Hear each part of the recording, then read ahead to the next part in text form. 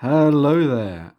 So back again with another look at some more stuff from the One Ring role-playing game from the folks at Free League. This is the core book for the game. Previous to this, you will hopefully have seen videos for the Loremaster screen and the sort of Rivendell Compendium, as well as the starter set. If you want to learn a little bit about the sort of basic mechanics and that kind of thing, make sure to go and check those out, especially the starter set video, where I go into a little bit of detail of how things work.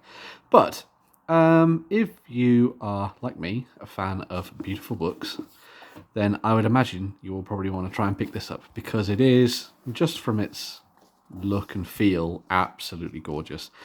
I really wish you could do sort of like texture on videos or something, because this is just phenomenal. The finish on this is amazing, and just in a presentation style, I think the book is fantastic. It's a real labour of love from the folks at Free League and the original designers, and I think that they've really tried to create almost a definitive version of Middle Earth on the tabletop. So yeah, let's have a look inside, because it's just as nice on the inside. So you start things off with this really nice map of Eriador there, which is kind of where the focus of the sort of campaign this time around is, rather than it being right in Ravanian, which I think is a pretty good idea. As I said with the starter set review, I think this is a really good option because it allows you to start off small and then grow into something massive, a little bit like the Tales of the Hobbit and Lord of the Rings, effectively. But from there, each of the different sections of the book is broken down into these chapters with this amazing full artwork that covers the 2 pages. And the layout of everything is pretty nice, actually. There is a lot to get your head around, sort of when it comes to the intricacies of the rules. I wouldn't say that the basics are particularly hard. It's fairly easy to do rolls and that kind of thing. You choose the ability that you're going to roll. You add a fate dice into the mix. Sorry, a feat dice into the mix, and then you have to try and beat the number that has been set for you by the Loremaster. Or sorry, that's been set for you by your own stats, effectively. So if I can see if I can find that character sheet that I had up before. I think it was here, wasn't it? Yeah. So you'll see there's like little boxes underneath the I can't see, there we go. So that's your TN. So everything is based around your own stats. You kind of roll against everything that you've put into your character sheet, rather than the Loremaster having to worry about a whole bunch of different things. So it's a really nice system that kind of feels like it's player focused, I think would be the best way to approach this. As I say, the rules themselves are pretty small.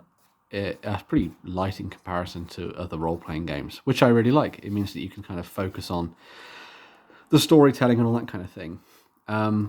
You have the basic rules for sort of fighting and that kind of thing, and succeeding by beating your TN, which is based on your stats. You then have conditions that affect you rather than traditional sort of health and that kind of thing. Well, it's sort of like health pool anyway, which I think is quite nice. And it means that everything is very snappy, especially when it comes to combat. Nothing feels bogged down.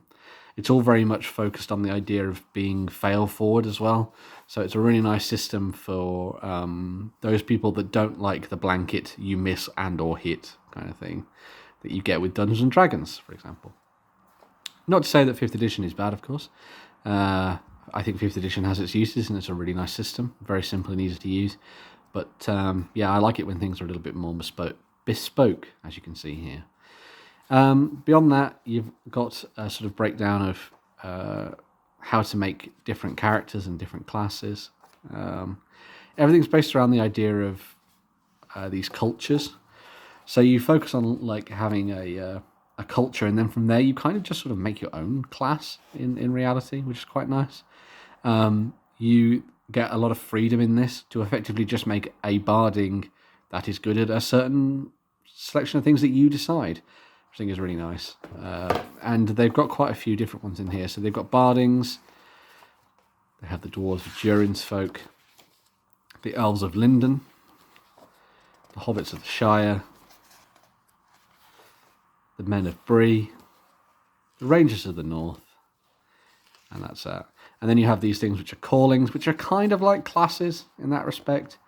So you can go down the route of a captain or champion. But as you can see, they're not as exhaustively intricate as Dungeons and Dragons and that kind of thing. Like, the treasure hunter is the kind of character that you want to play if you want to be a rogue. The scholar, if you want to be slightly more on the wizarding side of things, although obviously potentially without spells and that kind of stuff. And you've got captains, champions, messengers, and all that kind of stuff as well. So it's a very nice little set of rules that kind of focuses on very much the player deciding on their own story and then going from there. A lot of the focus here is on trying to make your characters the center of the story. There's really nice sections in here for kind of building on that and giving yourself things like characteristics and traits and distinctive features and all that kind of stuff. The rest of the book is more or less given over then to kind of breaking down the way that everything works. It works in a similar way to most role-playing games in that you'll have larger portions of the game which are all about sort of overarching story and travel, and then you'll have sections where you'll talk to people and you'll engage with them, either via fighting them or by talking to them and making them your patrons and that kind of thing. There's a nice selection of different characters in here for you to fight against. You've got your standard set of men, evil men. Orcs, again, just amazing artwork for all of these, which I think is really good. Trolls. The undead, so your wights and your barrow-wights and wraiths and that kind of thing. The wolves, so wargs. And then there is a little section at the back for making sort of nameless terrors, which is quite nice, which I thought was really interesting. So if you wanted to make something Balrog-esque, you have the option to do that kind of thing, which is a nice little addition at the end. I'm not entirely sure why it's here, but yeah. I guess it kind of works with the sort of story that they've put at the back of the book, which is quite nice. So there is a little adventure for you to play at the end, which is called the Star of the Mist. A lot of the game's actually made up of... I would say that if you were going to dive into the Lord of the Rings, or the One Ring, sorry, you are someone who wants to live out the stories of The Hobbit and the Lord of the Rings, and to a greater extent, the likes of the Silmarillion and that kind of thing. You're someone who enjoys storytelling and interesting interactions and long speeches in sort of fire-warmed halls and that kind of thing. And then combats that are sporadic but important. So the likes of Amon Hen or Balin's Tomb in the Misty Mountains and that kind of thing. Effectively making it so that a lot of the time you are engaging in interesting conversations and exploration and adventures. And then there is also combat there for those really big moments, which I think is really, really important. And I think that's a nice change of pace, and it kind of sets the One Ring apart from a lot of other role-playing games. As I say, it's not... Right. It's a game that will require a little bit of extra setup when it comes to being the lore master. You have to do a lot of things with kind of travelling, although the travelling rules are very nice. There's also rules for kind of seeing how the shadow interacts with your player characters and sort of what that does to them when they make bad decisions and that kind of thing. And sort of almost weaving a extensive narrative sort of ticking along in the background that then leads into other things. That doesn't mean that you can't do one-offs and all that kind of stuff, but I think one of the big bonuses of this book is that it allows you to kind of do that grand adventure with a fellowship of individuals that have come together either because they've been told to by one of the patrons in the game, like Gandalf or Círdan, or maybe they've just fallen into each other's pockets, like so many individuals do within role-playing games. As I say, I think the general look and feel of the book is good. It is very text-heavy. I mean, the book itself is a fairly hefty tome. There is a lot of reading to do. You don't have to read it all, obviously.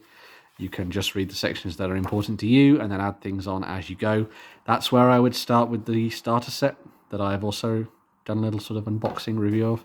Start with that and get your head around the basics before you come in and start dealing with things like travel and all that kind of thing, and sort of how that affects stuff. But yeah, I'd say that it's a genuinely good book. The artwork is phenomenal. I love the pencil sketching, and the book itself. It makes the book feel like it's all very much in world, which is always nice. But yeah, it's definitely a book that is a labour of love, and is filled with everything that you could ever want to roleplay in Middle Earth. As long as you're willing to, spend a bit of time doing some reading of a couple of evenings. Yeah. It would have been nice maybe to have a few more examples of things at occasion. You kind of have little box outs and that kind of thing, and little sections where they talk about, they sort of highlight the important information, but a few more examples of stuff would be really good. What I quite like are all these kind of like the red text that you see occasionally among some of the pages, which sort of talks about, which is sort of like quotes and that kind of stuff that's been worked into the book from The Hobbit and The Lord of the Rings, which is a very nice little touch. It's definitely one to pick up if you are a Lord of the Rings fan or a Middle Earth fan in general, really. And I think you'll get a lot out of it, even if you just look at it and admire all the pretty pictures. As I say, the system itself, very basic and easy to dive into. There's just a little bit of intricacy when it comes to adventuring and that kind of thing. So, yeah, it's an interesting one, this. It's a big step up from other games of its type, but it really rewards players that will spend the time making this like their game of choice within their group. Yeah, I would recommend giving it a go. As I say, maybe start with the starter set. There is so much in that starter set that you probably won't need to buy this for a little while, and I think you get a lot of sessions out the starter set before you even have to start looking at the large core rulebook, as you see here.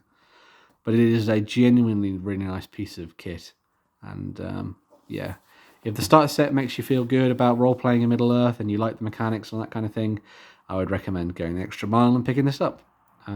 So yeah, hope you enjoyed this little flick through and sort of rambling discussion, very hobbity in that regard, of the One Ring. It's a really interesting one. I'd love to hear other people's thoughts on this. Do you think the layout is interesting, to say the least? Do you think it's a bit text heavy? Do you think they've managed to get the balance just right? Do you think they've managed to add in just what people want when it comes to Middle Earth?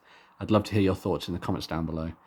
So yeah, all I'd like you to do is to like the video, share it with your friends if you think someone should watch along with this and get absorbed within the world of Tolkien just like I have. And yeah, I'll be back in the near future with another video. I hope you enjoy this, and I will see you very soon. Bye.